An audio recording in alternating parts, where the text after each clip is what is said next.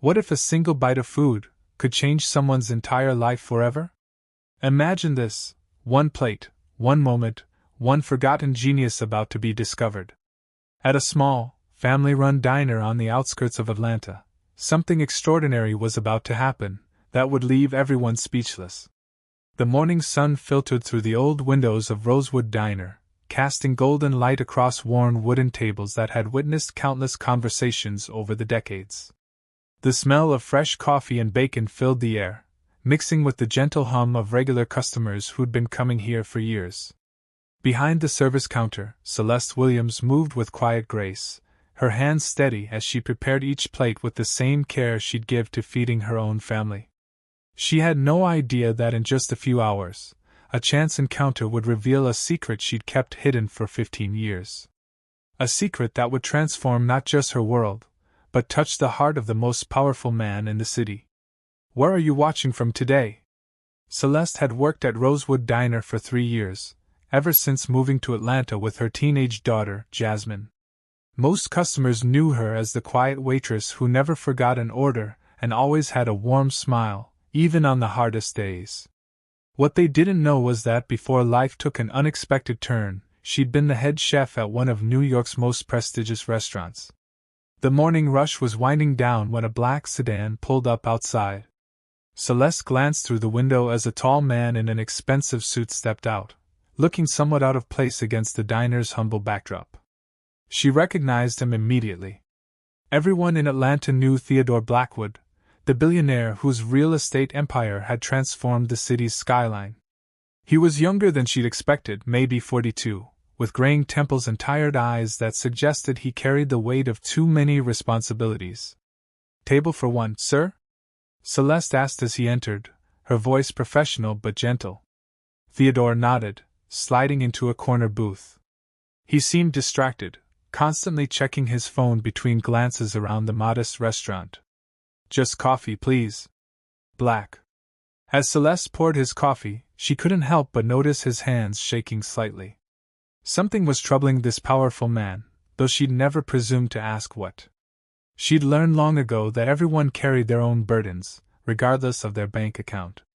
"Actually," Theodore said suddenly, looking up at her, "what would you recommend?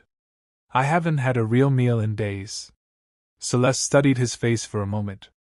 Behind the expensive suit and commanding presence, she saw exhaustion, the kind that came from emotional stress rather than physical fatigue. "The special today is herb-crusted salmon with lemon risotto," she said softly. "It's comforting food. Sometimes that's what we need most." "Fine, whatever you think." As she walked toward the kitchen, Celeste made a decision that would change everything. Instead of placing the standard order, she quietly began preparing the dish herself. Her hands moved with practiced precision as she selected the freshest herbs from the diner's modest supply, remembering techniques she'd perfected years ago in a world that now felt like a different lifetime. The salmon sizzled gently as she seared it to perfection. The aroma of rosemary and thyme filled the small kitchen. She prepared the risotto with the patience it demanded, stirring slowly until each grain absorbed the delicate flavors. This wasn't just diner food. This was the culinary artistry that had once earned her recognition in the most demanding kitchens in America. When she placed the plate before Theodore 15 minutes later, his eyes widened slightly at the presentation. This wasn't what he'd expected from a roadside diner. He took the first bite, chewed slowly, then stopped completely. His fork remained suspended halfway to his mouth as he stared at the plate, then up at Celeste. "Excuse me," he said, his voice barely above a whisper. "Who prepared this dish?" Celeste felt her heart skip a beat. After 3 years of hiding her past, had one plate of food just exposed everything she'd worked so hard to leave behind? "I did, sir," Celeste replied quietly, her hands clasped tightly behind her back. "Is something wrong with it?" Theodore set down his fork, his eyes never leaving her face. "Wrong? This is—" He paused, searching for words. "This is identical to a dish I had 15 years ago at Le Jardin in Manhattan. Exactly identical, down to the last detail." Celeste felt the blood drain from her face. Le Jardin, the restaurant where she'd poured her heart and soul for 5 years, where she'd created that very recipe, where her world had come crashing down in a single devastating night. "I'm sorry, sir, but I think you must be mistaken," she said, though her voice betrayed her nervousness. "It's just our regular salmon special." Theodore shook his head slowly. "No, it's not the herb blend, the way the risotto is prepared, even the plating. I know because I ate that exact dish every week for 2 years. The chef who created it was—" He stopped, his eyes widening with recognition. "Wait, you're her. You're Celeste Lauren." Hearing her professional name spoken aloud after all these years hit her like a physical blow. She glanced around the diner, grateful that the lunch crowd hadn't arrived yet. Old Pete was dozing in his usual booth, and Martha was focused on her crossword puzzle. No one else had heard. "I think you have me confused with someone else," Celeste whispered. But Theodore was already standing. "You won the James Beard Rising Chef Award in 2009. You were featured on the cover of Culinary Arts magazine. You were going to open your own restaurant until—" He trailed off, his expression shifting from excitement to something deeper. "Until the accident." Celeste's hands trembled as memories flooded back. The review that was going to change everything. The investor meeting that never happened. The phone call at 3 in the morning that shattered her world. Her husband David was driving home from a late shift at the hospital, struck by a drunk driver just 3 blocks from their apartment. "Please," she said, her voice breaking. "I just want to work in peace. That life is over." Theodore's demeanor changed completely. The businessman's facade melted away, replaced by genuine compassion. "I remember reading about it. I'm so sorry for your loss. But Celeste, your talent, it's extraordinary. Why are you hiding here?" "Because talent doesn't pay for a daughter's education or put food on the table," she said, a flash of old pain in her eyes. "Because the culinary world moves on quickly when tragedy strikes. Because sometimes starting over means starting simple." The diner's bell chimed as the lunch crowd began arriving. Celeste looked toward the kitchen, knowing she had responsibilities, people depending on her to do her job. But Theodore gently touched her arm. "What if I told you that you could have both? Security and your calling?" Before she could respond, Jasmine burst through the diner's front door, her school uniform disheveled, tears streaming down her face. "Mama, they're saying I can't graduate." The tuition payment bounced again. If this moment touched your heart, please give the video a thumbs up. The weight of her 2 worlds, past and present, collided in that instant, leaving Celeste standing between the life she'd lost and the daughter she'd do anything to protect. "Baby, what do you mean the payment bounced?" Celeste asked, pulling Jasmine aside, her face flushed with embarrassment that this private moment was unfolding in front of Theodore. "Mrs. Peterson called me to the office. She said if we don't have the money by Friday, I can't walk at graduation. Mama, all my friends will be there, and I've worked so hard." Jasmine's voice broke, and Celeste felt her heart shatter all over again. Theodore watched this intimate scene unfold, his business instincts warring with something deeper. He'd spent 15 years making deals, acquiring properties, building an empire, but nothing had prepared him for witnessing a mother's quiet desperation and a daughter's dreams hanging in the balance. "How much?" he asked quietly. "Sir, please, this isn't your concern," Celeste said. But her dignity was fighting a losing battle against her fear. $3,000, Jasmine said through her tears. "It's for my senior year fees and graduation expenses. I know it might as well be $3 million for us, but—" Theodore pulled out his phone, but Celeste stepped forward, her voice firmer now. "No, I won't accept charity. I've never taken handouts, and I won't start now." "It wouldn't be charity," Theodore said, his mind racing. "It would be an investment." "In what?" "In you. In your gift." He looked around the humble diner, then back at Celeste. "I've been searching for someone, for months now. My company is opening a flagship restaurant in our new downtown development, not just any restaurant. Something that will define Atlanta's culinary scene. I need a head chef who understands both excellence and heart." Celeste stared at him, disbelief written across her face. "You don't understand. I've been out of that world for 15 years. I haven't worked in a real kitchen. Haven't created a menu. Haven't. What? Haven't you poured love into every dish you've made here? Haven't turned diner ingredients into something extraordinary? Theodore gestured to his plate.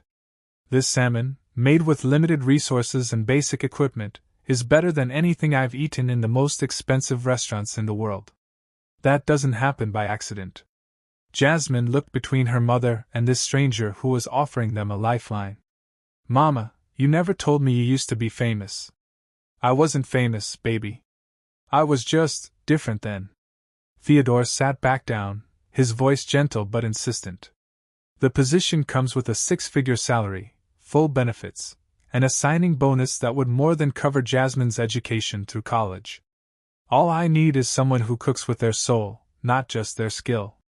The diner fell silent, except for the quiet conversations of other customers, oblivious to the life-changing moment happening in the corner booth.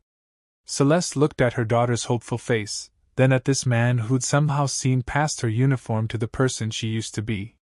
Why? She whispered. Why me? You could hire anyone. Because 15 years ago, your food saved my life, Theodore said simply. I was going through the darkest period of my life, and your restaurant was the only place that felt like home.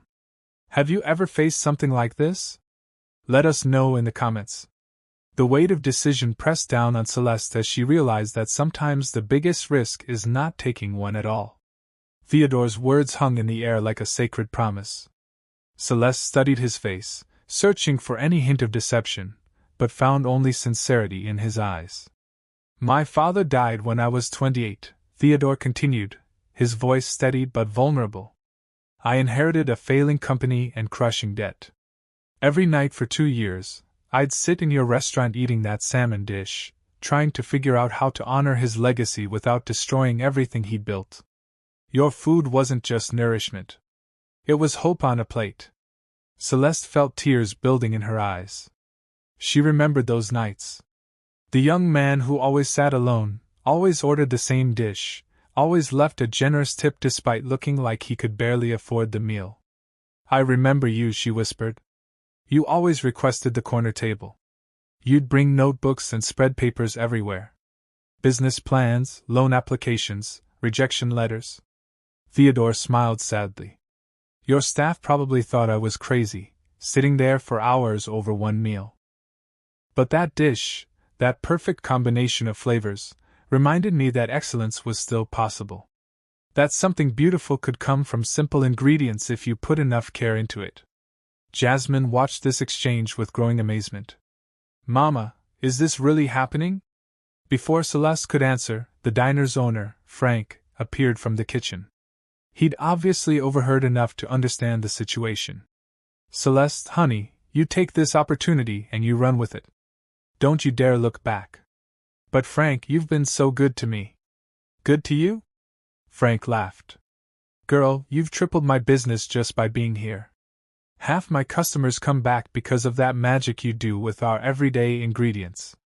I always knew you were meant for bigger things. Theodore stood up, extending his hand to Celeste. I'm not asking you to decide right now. Come see the space tomorrow. Bring Jasmine. Let me show you what we're building. If it doesn't feel right, walk away. But if it does...